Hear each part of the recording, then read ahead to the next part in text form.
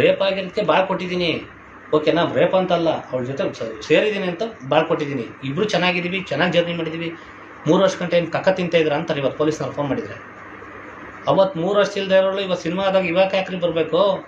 ಅವತ್ತೇನು ಉಣ್ತಿದ್ರೆ ಅವತ್ತು ಸಿನಿಮಾ ಆಗಬೇಕು ಅಂತ ಬಂದ ಅಥವಾ ಯಾತಕ್ಕೆ ಬಂದು ಯಾತಕ್ಕೆ ಜಗಳ ಆಡ್ಕೊಂಡಿದ್ದೀವಿ? ಈಗ ಆಗ್ತಿಲ್ಲ ಅಂತ ಜಗಳ ಆಡ್ಕೊಂಡಿದ್ದು ಯಾರು? ನೀವಿಬ್ರು ಜಗಳ ಆಡ್ಕೊಂಡಿದ್ದೀವಿ.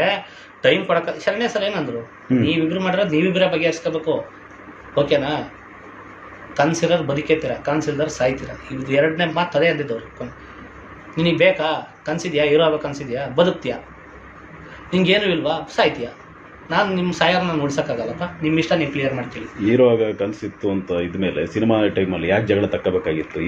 ನನಗೆ ಟೈಮ್ ಇಲ್ಲ ಮಾತಾಡೋಕ್ಕೆ. ಹಿಂಗೆ ಅಲ್ಲ, ಎಷ್ಟು ಸರಿ ರಾತ್ರೆಲ್ಲ ಕಾಲ್ ಮಾಡಿ ಅವಳಿಗೆ ರಾತ್ರಿ ಎಷ್ಟೊತ್ತು ಮಧ್ಯರಾತ್ರಿ ಎಲ್ಲ ಬಂದಿದ್ದೀರಾ?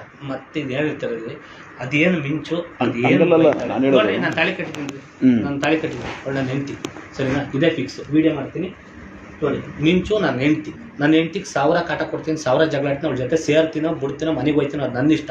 ಅನ್ಯಾಯ, ಅಕ್ರಮ, ಮೋಸ, ವಂಚನೆ, ಶೋಷಣೆ, ದೌರ್ಜನ್ಯ, ಭ್ರಷ್ಟಾಚಾರ, ಲಂಚಗುಳಿತನ ಮತ್ತಿತರ ಸಮಸ್ಯೆಗಳನ್ನು ಎದುರಿಸುತ್ತಿದ್ದೀರಾ? ಚಿಂತೆ ಮಾಡಬೇಡಿ, ನಿಮ್ಮೊಂದಿಗೆ ನಾವಿದ್ದೇವೆ.